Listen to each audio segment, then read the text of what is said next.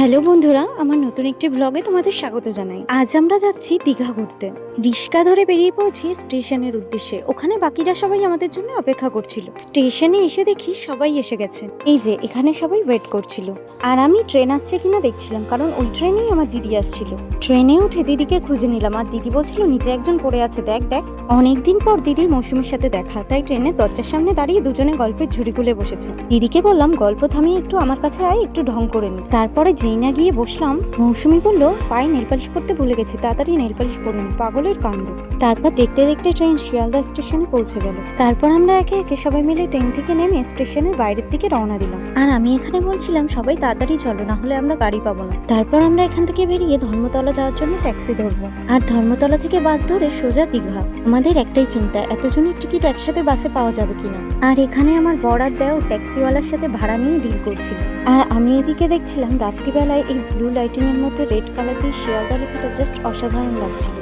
ব্যাস, এবার ডিল করা শেষ। আমরা ট্যাক্সিতে উঠবো বলে চললাম।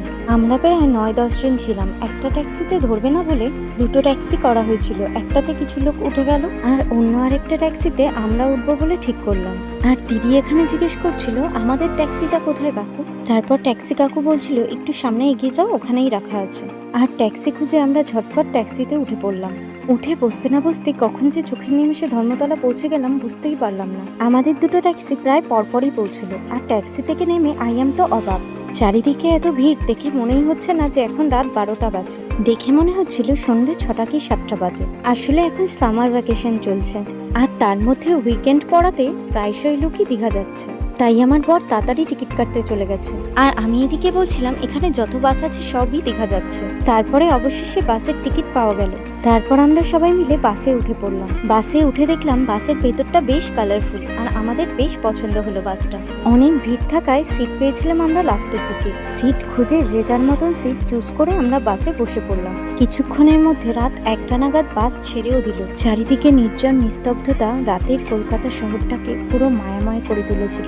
বাইরের পরিবেশটা নিশ্চুপ হলেও বাসের ভিতরটা কিছু ইয়াং ছেলেমেয়ের মস্তিতে বেশ জলি হয়ে উঠেছিল। দেখতে দেখতে হাওড়া ব্রিজের বুক চিরে আমাদের বাসটা শা করে এগিয়ে চলল। বাসের দুলুনিতে কখন যে চোখ লেগে গেল বুঝতেই পারলাম না। চোখ খুলতে দেখি আমরা দীঘায় এসে উপস্থিত। একে একে সবাই বাস থেকে নেমে পড়লাম, আর আমার বর এদিকে বাসের ডিক্কি থেকে লাগেজগুলো বের করে নিচ্ছিল। বাকিদের তখন সারা রাতের জার্নিতে ঠিকঠাক ঘুম হয়নি। চোখে ঘুম নিয়ে কেউ আর দাঁড়িয়ে থাকতে পারছে না।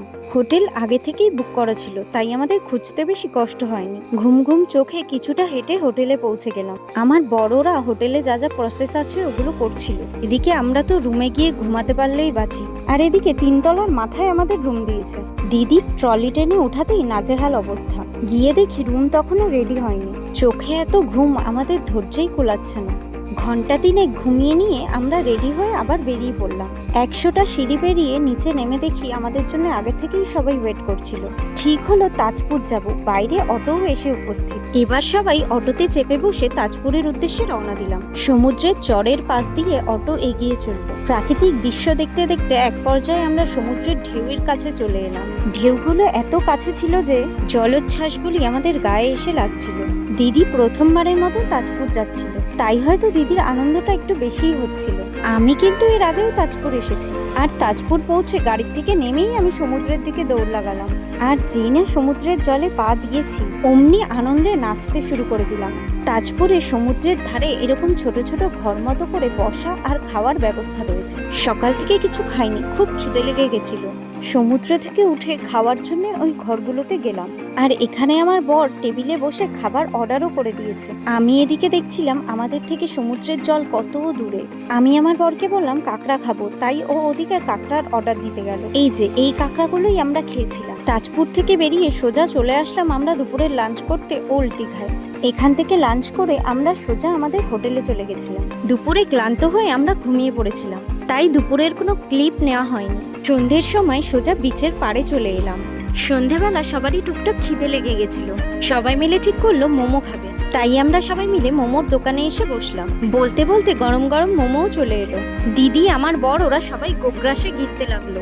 খাওয়া শেষ করে বিচের পাড়ে গিয়ে দেখি এ যেন শ্রীভূমিতে দুর্গাপুজো দেখার লাইন পড়েছে। তারপর আমরা একটু আশেপাশের দোকানগুলো ঘুরে ঘুরে দেখতে লাগলাম। এখানে বিভিন্ন রকমের দোকান আছে, এখানে মাদুর, এখানে ব্যাগের দোকান ও এখানে কিছু জুয়েলারির দোকান, আর এইদিকে শোপিস, আর এইদিকেও কিছু জুয়েলারির দোকান ছিল। আরো প্রচুর দোকান আছে যা আমরা দেখেও শেষ করতে পারবো না। রাতের সমুদ্রের ভিউটা দেখে আমরা সোজা হোটেলে চলে গেলাম। দীঘা ভিডিও পার্ট 2 খুব তাড়াতাড়ি আসতে চলেছে। ততক্ষণে তোমরা আমার চ্যানেলটা সাবস্ক্রাইব করে দাও।